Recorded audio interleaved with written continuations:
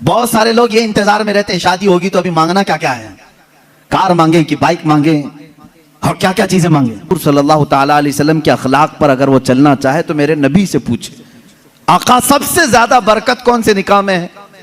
हुजूर ने फरमाया इन्न अअज़मन निकाहि बरकतन ऐसरुहु मऊनतन औ कमा क़ाल रसूलुल्लाह सल्लल्लाहु अलैहि वसल्लम। मेरे आका सल्लल्लाहु ताला अलैहि वसल्लम की हदीस है, फरमाते हैं सबसे ज्यादा उस निकाह में बरकत होगी जिस निकाह में खर्चा कम किया गया हो। हुजूर पाक सल्लल्लाहु अलैहि वसल्लम ने फरमाया। अब इसका मतलब कंजूसी नहीं, बखालत नहीं, जिसकी जितनी हैसियत है उस एतबार से करे, अपनी हैसियत से ज्यादा टांग में ना फैलाए, और अल्लाह ताला ने नेमतें दी है तो बखालत भी ना करे, गुरबा और मसाकीन को खूब खिलाए। इसलिए कि अल्लाह के नबी सल्लल्लाहु ताला अलैहि वसल्लम के तकरीबन 11 निकाह, उसमें सब अलग अलग किस्म के हुए हैं। जब हजरत खदीजा से निकाह हुआ था, हुजूर की उम्र 25 साल की थी और आप तिजारत कर रहे थे और तिजारत का माल था। आप सल्लल्लाहु ताला अलैहि वसल्लम ने जो निकाह फरमाया उसमें लोगों की दावत भी हुई। एक निकाह हुआ हजरत सौदा रज़ियल्लाहु ताला अन्हा से, वो उस निकाह में सिर्फ खजूरें बांटी गई और कुछ भी नहीं। फिर हुजूर सल्लल्लाहु ताला अलैहि वसल्लम ने हजरत ज़ैनब से निकाह किया, हजरत मैमुना से निकाह किया, उसमें तो बकरा ज़बह करके वलीमा किया हुजूर पाक ने, और उतनी बड़ी दावत किसी और में नहीं। क्यों? ये मैं हालात बता रहा हूं। जब तुम्हारे पास माल था या माल आया है उस एतबार से तुम्हें करने की इजाजत है, और जब ना हो तो कर्जा लेकर के दिखावा करने की इजाजत शरीयत ने नहीं दी है। शादियों के लिए इस तरह से लोग मकरूज हो जाते हैं।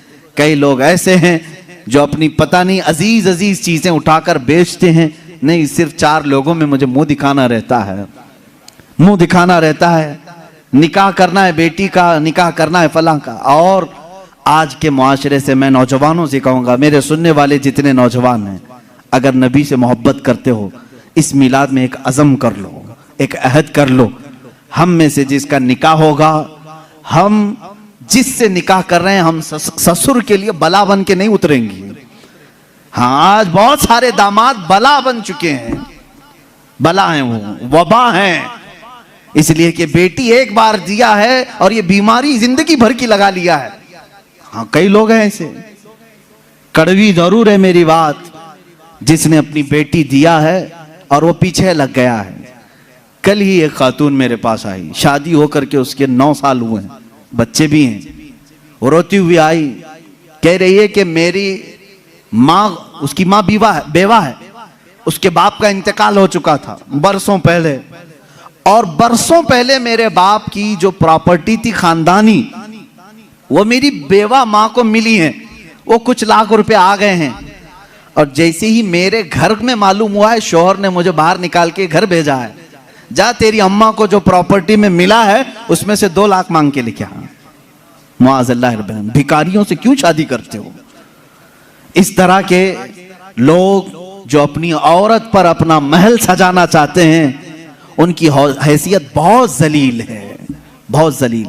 मैं आपको बताऊं, तुम बर्बाद होना चाहते हो, जिसकी ख्वाहिश है वो मुझसे पूछ ले, मैं बता दूंगा। तौबा अस्तगफिरुल्लाह, कोई नहीं चाहेगा। हर कोई बरकत का रास्ता हमसे पूछता है, लेकिन ये रास्ता भी मैं बता देता हूं। जो अपना बिजनेस और अपनी बरकत सब बर्बाद करना चाहता है, उसके लिए बाज़ बुजुर्गों ने फरमाया, वह अपनी बीवी से जबरदस्ती उसका माल लेकर के बिजनेस में लगाया हो, वहीं से शुरुआत हो जाएगी नहुसत की। उसके दिल को तोड़कर जो माल ले जाकर के लगाओगे तो फिर वहां से, हाँ, बखुशी देना और बात है, पसंदीदगी के साथ देना और बात है।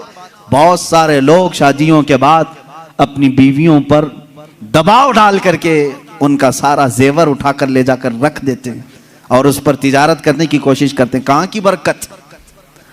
किसी का दिल रो रहा है और तुम अपनी दुकान सजाने जा रहे हो।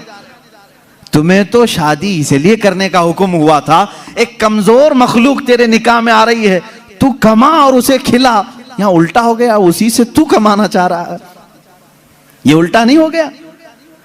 बहुत सारे लोग ये इंतजार में रहते हैं शादी होगी तो अभी मांगना क्या क्या है, कार मांगे कि बाइक मांगे और क्या क्या चीजें मांगे।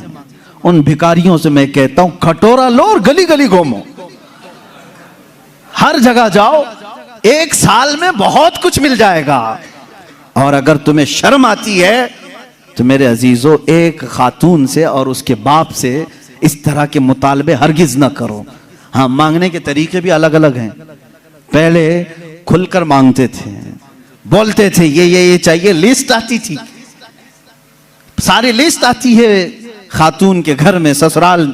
लेकिन अभी कुछ नहीं, हमारी कुछ भी ख्वाहिश नहीं है, एक अच्छी शादी करके भेजो, अच्छी शादी करो। अच्छी शादी का मतलब डेनिसन में होना चाहिए।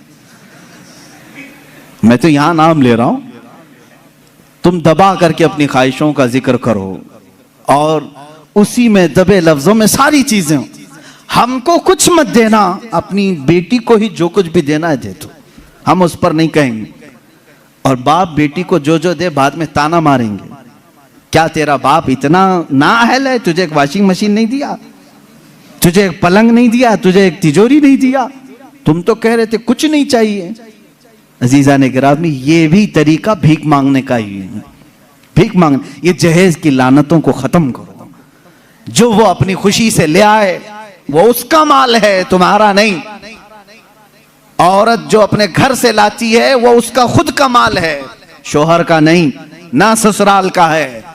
औरत जब तक चाहे उसे इस्तेमाल करे, वो इजाजत दे तो दूसरे इस्तेमाल करें। तुम शरीयत का मसला समझते हो? अगर उसकी इजाजत के बगैर किसी दूसरे ने इस्तेमाल किया उसके माल को, कल क़यामत के दिन उसकी पकड़ होगी, उसकी नेकियां जब्त की जाएंगी, तुम हुकूकुल इबाद में गिरफ्तार हो जाओगे। ये मसाइल हल्के नहीं हैं। इसलिए मेरे अजीजों, वो और होंगे। मुझे यहाँ मालूम है कि ये रिवाज क्यों आए जानते हैं? यहाँ पर हिंदुओं के यहाँ ये माहौल है, जहेज की रस्म बहुत खतरनाक बला है उनके यहाँ। आज भी औरतें जलाई जाती हैं जहेज के नाम पर। बाज स्टेट ऐसे हैं आज वहां जहेज के नाम पर बहुत खतरनाक मामलात ससुराल वाले करते हैं। ये रस्म और रिवाज पहले से चली आई, जिसकी वजह से आप लोगों ने ये अडॉप्ट किया। वरना मैं कहता हूं नौजवानों को, अरब में जाओ, शादी करना मुश्किल हो जाएगा। हाँ, वहां पर तुम क्या मांगोगे? तुम्हें बाप एक फूटी कोड़ी भी नहीं देगा लड़की की। लड़की का बाप कुछ नहीं देगा, बल्कि प्लस लड़की तुमसे मांगती है 1 लाख रुपए मेहर में रख, तब मैं शादी के लिए तैयार होती।